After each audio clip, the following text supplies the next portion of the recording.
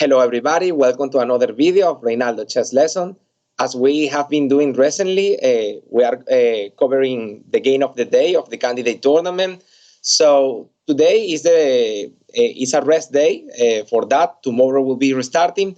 But in the last round, we are going to see the game of the day that was the game played between Fabiano Caruana and Anish Giri in the round number 12. So in this game, Giri was playing with black pieces, and Fabi opened with e4 as he have been doing during the tournament, and Giri select the Sicilian defense. About Giri decision, he's avoiding the symmetry. Clearly, he is playing for an unbalanced game, looking for the victory, and this is necessary because Ian was leading the tournament. By half point. So Giri was in a must-win situation in order to try to cash in the leading of the tournament.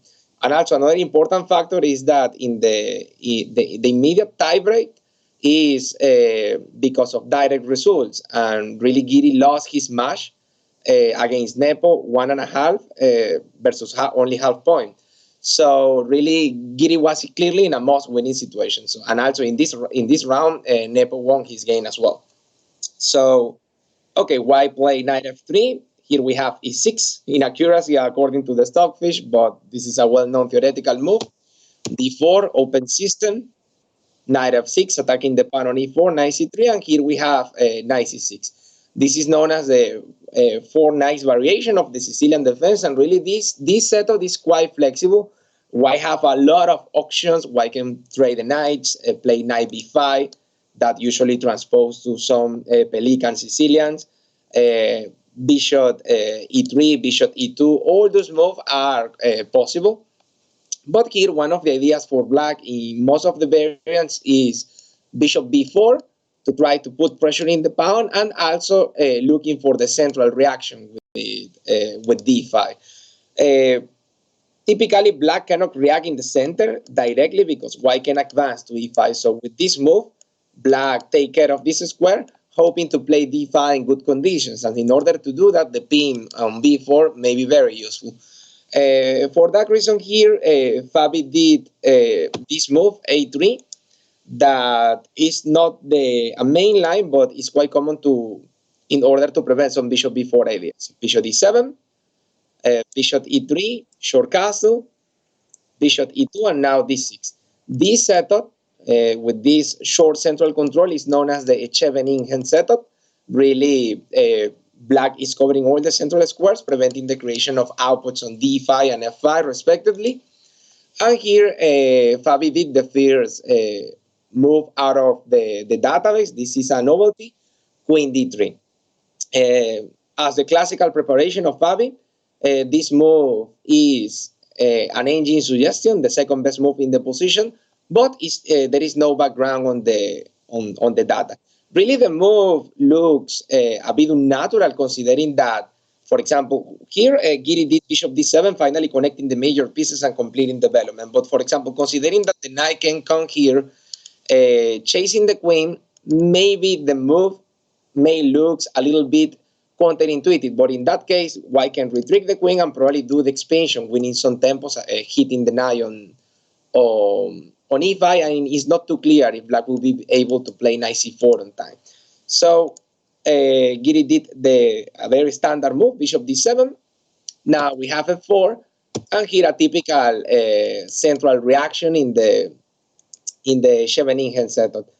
The idea of the reaction is try to trade the pawns because the pawn is attacking 2 points at the same time, and then enable this square for the knight. So white took before black get the e5 square with the knight. Black recaptured with the less valuable pieces. In this case, the pawn controlled the knight, preventing the creation of the outputs on d5. Short castle and pawn takes. The idea of the capture here is create the isolated pawn on e4 and also enable again the e5 square for a knight. Apart from the classical outputs, the knight in front of the most advanced pawn of the opponent used to be very well placed, and we are going to see the plan that Anish did in order to get that important square.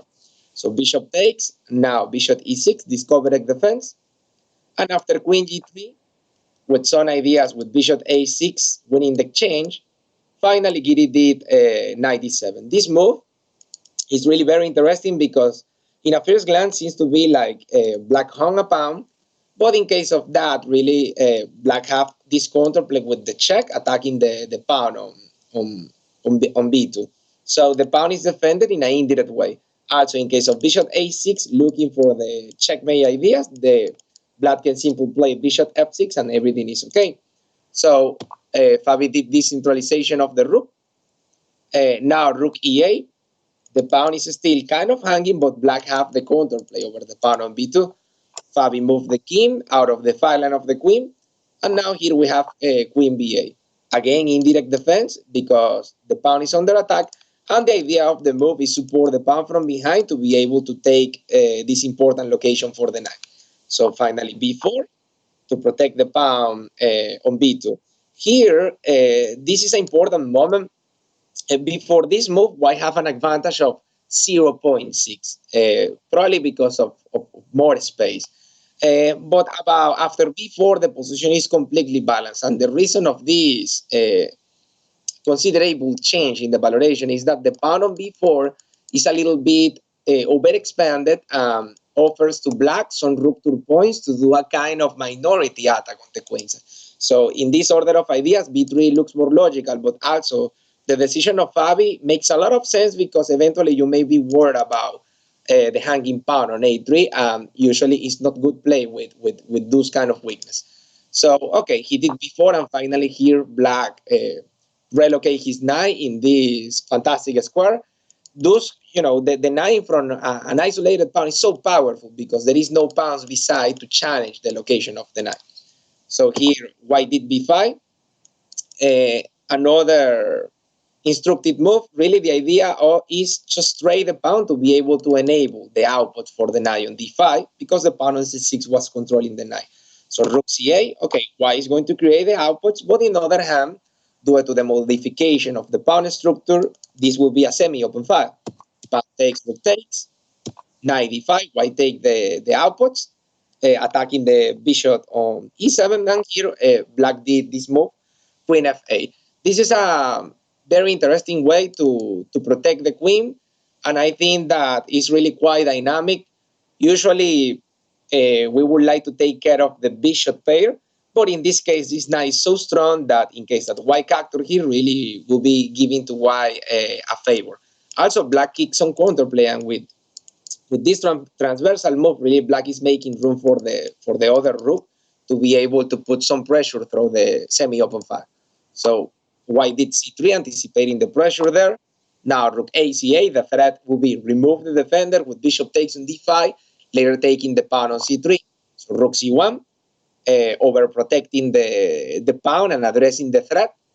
Now knight g6, okay, backward move, chasing the bishop, and here another small inaccuracy by Fabi that was bishop d2.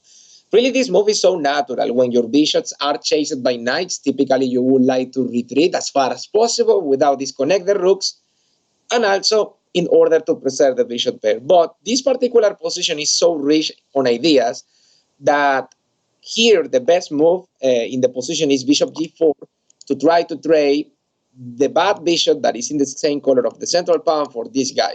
But there is other important valorations that black may consider. White may consider, because after the capture, probably white may lose the strong outputs of the knight. And here, this is not too intuitive, allowing the capture of the bishop on f4, but the knight on d5 compensate the lack of the bishop pair. So this will be a better alternative for white. Sample line here, knight takes f4, knight takes f4, bishop takes e4, queen takes, and rook takes. White lose a pawn, but in this case, we are going to see that, okay, this knight is quite strong and can compensate the pawn of disadvantage, and white have some possible counterplay looking for some of the invasion squares, and with the knight can coordinate some nice counterplay. So in the game, really the way how the players trade the minor pieces was in favor of black, we will see. So after bishop d2, bishop h4, hitting the queen, queen e3, and now rook c5. The queen on a3 was attacking the pawn on a7, so black is using this interference and also adding new pressure, uh, creating a counter threat. So white takes c4, this resembles the Maroczy-Vine structure, and now a6. This move, very, very small, very humble, but with a powerful idea. Trade a favorable trade of minor pieces. So queen b3, trying to prevent bishop g5, but black did that anyway. So after this trade of minor pieces, now queen g3 attacking the pawn on g5, queen d8 protects the pawn, rook cd1, and now after bishop takes, pawn takes, and knight f4. So with bishop takes and pawn takes, black is creating a situation of a strong knight versus bad bishop because the bishop is blocked by the central pawn and also this pawn in the expanded center. And here, black simply take the outputs on f4, and the knight there is very strong. Probably the unique way to deal with this knight will be playing g3, and the king will be exposed in this diagonal. So Fabi did queen f2. Now rook c7, transversal defense. In case of g3, the pawn on f7 will be already protected. Also, black can do this maneuver to relocate the knight in this square. Now rook d4, queen e8, putting pressure on the bishop.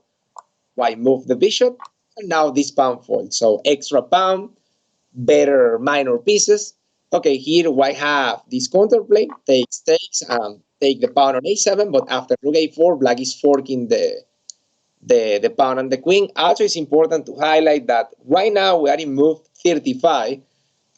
Considering everything what happened so far, yeah, Fabi was under time pressure at this moment. And when we are under time pressure, probably we would like to select a safe variant or at least variant, not committal move, easy to calculate in order to try to preserve some kind of balance. The move that he did is a blunder, according to the stockfish, but the move really is quite logical and understandable because he's trying to regroup his pieces to consolidate, maybe without be too excessively worried about the pawn on a3 because all the pawns will be in the same flank, and at least in a practical point of view seems to be that he may have some chance to fight for the draw, having all the pawns in the same flank.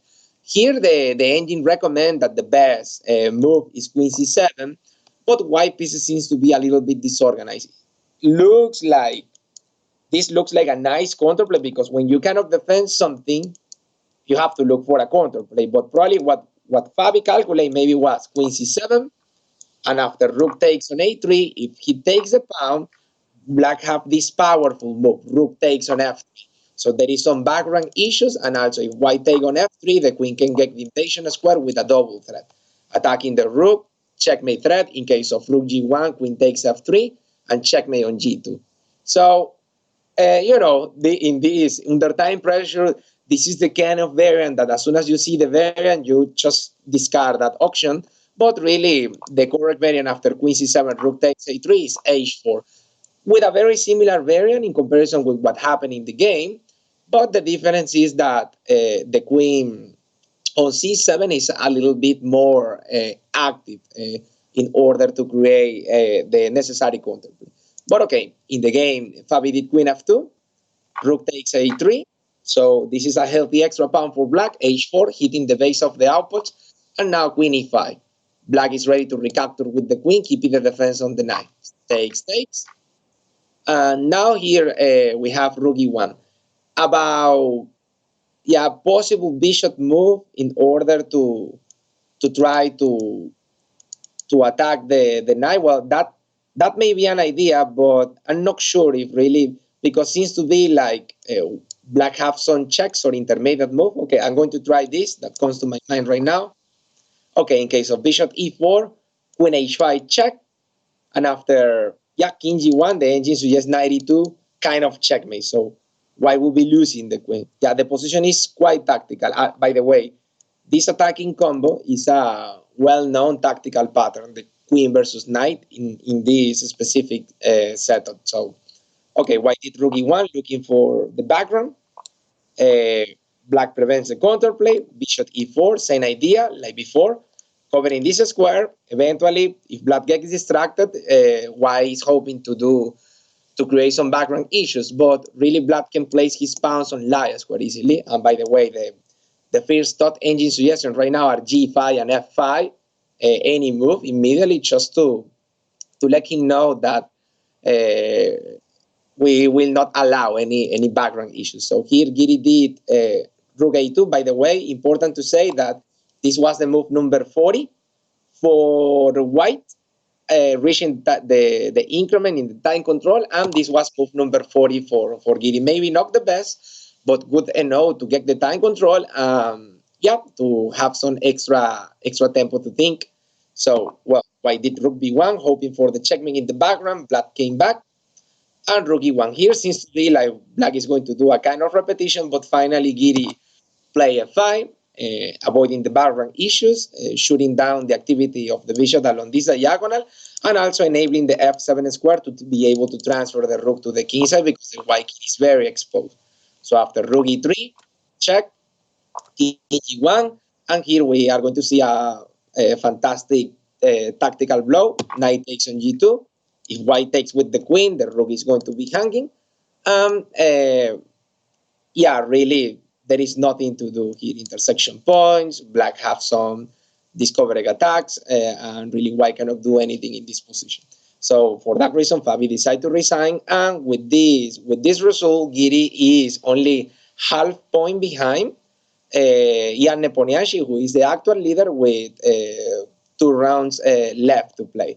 So let's see how the tournament continues. I specifically am not rooting for any player. I think that he's going to win the best one in order to challenge the world champion. So well, guys, I hope you enjoy the analysis of this game. Thank you very much for watching, for all the support, your comments. I really appreciate it, and hope to see you in a new video covering the game of the day of the candidate tournament. See you soon. Bye.